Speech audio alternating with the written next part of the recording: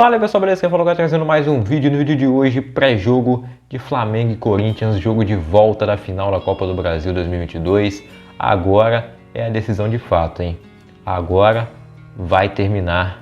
Nós vamos descobrir quem é que vai ser o tetracampeão nessa Copa do Brasil, né? Os dois já têm 3 títulos. O primeiro jogo foi 0-0, tá tudo em aberto. Só um, né, vai ser campeão.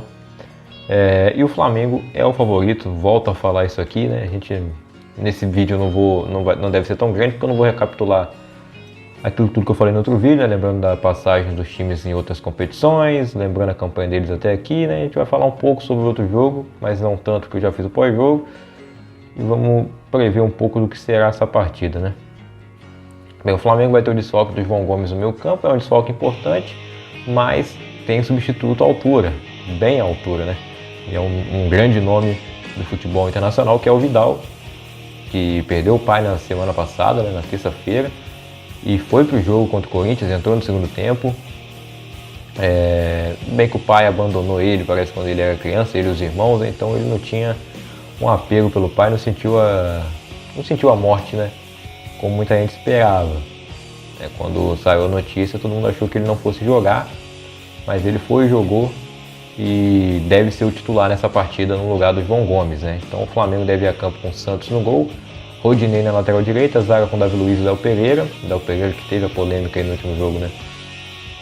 Da mão na bola, o pênalti que não foi marcado, segundo a arbitragem, a bola bateu na barriga dele antes de bater no braço, né? Segundo o VAR, e o juiz nem contestou a decisão do VAR, não teve decisão própria e ele estava em cima do lance, né? O Braulio da Silva Machado, né? Ele estava em cima do lance e não viu o lance, foi olhar no VAR e nem contestou a decisão, né, a opinião dos caras lá. Não deu o pênalti, para mim a bola não bateu na barriga, eu acho que o movimento era natural sim, mas a regra deveria ser clara e, na minha opinião, estipular de uma vez que a bola na mão é pênalti para acabar com essa chatice. Mas tá aí, na barriga não bateu, mas também não foi intencional, na minha opinião. Um pouco descuidado talvez, mas eu acho que ele fez um movimento para tentar tirar o braço e não deu tempo. Bom, seguindo com a escalação, né? Santos no gol, Rodinei à direita, Davi Luiz e Léo Pereira na zaga, Felipe Luiz na lateral esquerda. Meio campo com Thiago Maia, Vidal no lugar do João Gomes, Everton Ribeiro e Arrascaeta. No ataque, a dupla Pedro e Gabigol. Esse é o time que o Dorival Júnior deve mandar a campo nesta quarta-feira, às 9h45 vai começar o jogo. Meio tarde, né? Prepare aí para dormir bem tarde aí para dormir na quinta-feira. O flamenguista vai estar comemorando, ou o corintiano vai estar comemorando o título, né? O outro vai dormir estressado, né? Um vai dormir feliz, o outro vai dormir puto. É a realidade, né? O jogo ser tão tarde assim, 15 minutos, né? O normal seria 9h30, mas a Globo atrasa o jogo aí por conta de propaganda eleitoral, não faz o menor sentido. Na minha cidade mesmo, no meu estado, né? O Rio de Janeiro, não tem 20 minutos de propaganda eleitoral, porque só tem... o governador já ganhou aqui, né? O segundo turno é só para presidente, então é menos tempo. Mas mesmo assim, o jogo deveria começar às 9h30. A CBF deveria definir isso, né? E não a Globo mexer no horário. Inclusive o Neto respondeu aí o Galvão Bueno, que disse que foi um absurdo, né, o jogo do Corinthians e do Goiás ter sido cancelado. O Corinthians não jogou nesse fim de semana pelo Brasileirão. Teve confusão lá entre torcida do Corinthians e do Goiás, e o jogo que aconteceria em Goiânia não aconteceu e não vai acontecer. E aí o Galvão Bueno falou que foi um absurdo, o Neto falou que quando a Globo, né, quando a emissora dele muda o horário do jogo, ele fica quieto. E o Neto tá certo. Bom, falando no Neto, vamos falar do lado do Corinthians agora, que vem mais descansado por não ter jogado no fim de semana, mas o Flamengo também jogou com o time reserva, então os titulares estão descansados, né? O João Gomes, que não vai jogar nesse jogo, acaba que ele jogou no sábado contra o Atlético Mineiro, o Flamengo ganhou 1-0. O Corinthians, né, não entrou em campo contra o Goiás. O Corinthians vai a campo então com Cássio no gol, Balbuena, Gil na zaga, na lateral direita o Fagner, na esquerda o Fábio Santos. Meio campo com Fausto Vera, Duqueiroz e Renato Augusto, além do Ramiro. Aí fica a dúvida, né? O Adson ou o Mosquito é mais atacante, o Adson um pouco mais meia, mas um dos dois vai fazer o lado direito ali do Corinthians. E no ataque, Roger Guedes e Yuri Alberto. Esse é o time que o técnico Vitor Pereira deve mandar a campo. no jogo da ida ele escolheu o Adson para ser o titular, né? Vamos ver se ele vai manter isso, se ele vai trocar pelo Mosquito agora nessa partida do Maracanã. Os desfalques, né, nas duas equipes. O Corinthians não tem o Bruno Mendes à disposição, porque já jogou pelo Internacional. E o Paulinho, que está lesionado, só volta no ano que vem, né? Já falamos no outro vídeo. O Flamengo, além do João Gomes, que foi suspenso, não tem o Rodrigo Caio, o Pulgar e o Bruno Henrique. Pulgar, Rodrigo Caio e o Bruno Henrique estão lesionados. O Varela também, que foi contratado recentemente, não deu tempo dele ser inscrito na Copa do Brasil. E é isso aí, né? Não são grandes desfalques, o Flamengo tem mais time e por isso sigo dizendo que ele é o grande favorito para vencer o título. E ainda por cima vai jogar com a torcida a seu favor no Maracanã, né? Vai ser provavelmente o maior público, né? O maior público até agora foi Flamengo Atlético Paranaense na semifinal, com 58 mil pessoas. Digo, 65 mil pessoas, 65.271 pessoas no jogo entre Flamengo e Atlético Paranaense na ida das quartas de final, né? A semifinal foi Flamengo e São Paulo, que foi justamente o segundo maior público também no Maracanã. 62 mil pessoas assistiram o jogo de volta entre Flamengo e São Paulo. O Flamengo tem os maiores públicos aí, o terceiro também é dele, 62 mil pessoas também lá nas oitavas contra o Atlético Mineiro, atual campeão da Copa do Brasil, que vai passar esse título para outro agora, ou para Flamengo ou para Corinthians. O Corinthians envolvido no sexto maior público dessa edição da Copa do Brasil, que foi na semifinal contra o Fluminense, no jogo da ida 2-2 no Maracanã, né?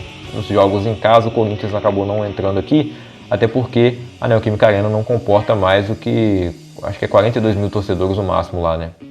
Com aquela arquibancada adicional que tinha na Copa, chegava a 50, eu acho, mas, né, não dá para ele entrar aí nessa lista, né? E o Maracanã, o grande protagonista. Só um jogo aqui que não foi no Maracanã, né, nesse número de público, que é o quinto maior jogo de público, foi Cruzeiro e Fluminense nas oitavas de final no Mineirão.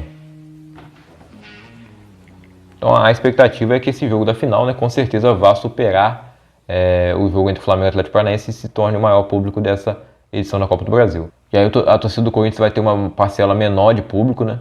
Assim como o Flamengo também teve poucos lá na Neoquímica Arena, mas uma proporção menor ainda, né? O Corinthians vai ter uma proporção maior porque o estádio é maior, mas a porcentagem é a mesma.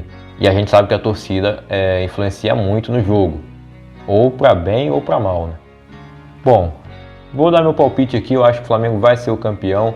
Foi o 0-0 lá no primeiro jogo. Eu acho que a grande chance do Corinthians é ele sair na frente e forçar o Flamengo a ter que... O Flamengo vai para cima de qualquer jeito, que é o estilo do Flamengo, né?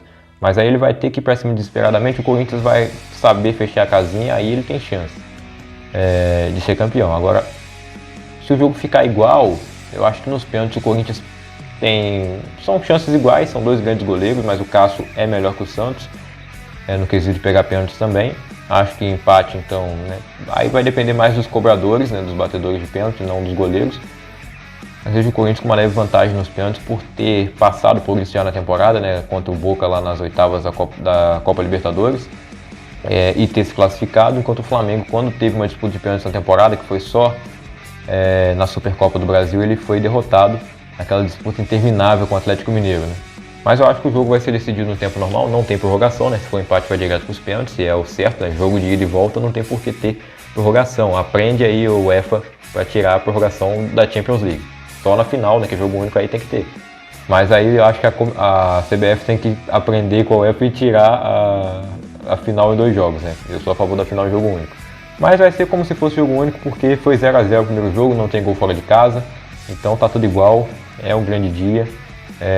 Sei que todos os torcedores aí estão contando as horas e os outros também, né? Nós estamos contando a hora aí para secar. Eu já nem ligo mais para secar tanto, porque eu acho que não vai adiantar também. Mas é um jogo que para o Brasil, né? Muita gente que normalmente todo mundo, ou né, o torcedor ama o Flamengo e o Corinthians e o rival odeia demais. Poucos são indiferentes, né? Bom, palpite eu não dei, eu acho que vai ser 2-0 pro Flamengo, cara. Eu acho que eles abrem 1-0, o Corinthians ali pra reta final do jogo vai se desesperar pra cima, o Flamengo faz mais um. Eu acho que vai ser isso. Torcedor do Corinthians não fique bravo, eu tô dando palpite realista. Como eu sou vascaíno, se fosse pra torcer pra alguém, eu prefiro que o Corinthians vença, né? Mas acho que não vai dar. Infelizmente, vamos ter que aguentar os flamenguistas aqui no Rio. Bom, mas você deixa o seu palpite nos comentários, se torcedor flamenguista, diz se você tá confiante, se não tá um pouco preocupado, né? tem que ter um pouco de preocupação, você não pode ser soberbo e achar que já ganhou, que isso aí dá ruim. E o torcedor corintiano também diz como é que tá a sua expectativa para esse jogo, você que não torce para nenhum dos dois, vai secar, confia no time. Né? Às vezes é difícil escolher um time, né, para torcer nesse jogo, se você não torce para nenhum. Porque os rivais do Corinthians também têm rivalidade com o Flamengo. Né? Os rivais do Flamengo têm rivalidade com o Corinthians também, mas um pouco menor, né? No caso do torcedor fluminense, ele fica totalmente sem rumo, né?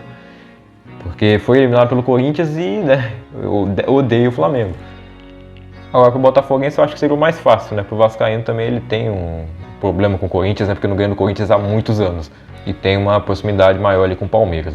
Bom, mas é isso. Depois do jogo a gente volta aqui para fazer o pós-jogo, comentar como é que foi, quem foi o campeão, quem se mereceu o título ou não, se jogou melhor. E é isso, né? Se inscreva no canal, ative o sininho para você não perder esse pós-jogo e os outros vídeos demais que vão sair aqui no canal, porque em breve a Copa do Mundo vai começar e a gente tem que chegar na Copa do Mundo com 1000 inscritos, hein?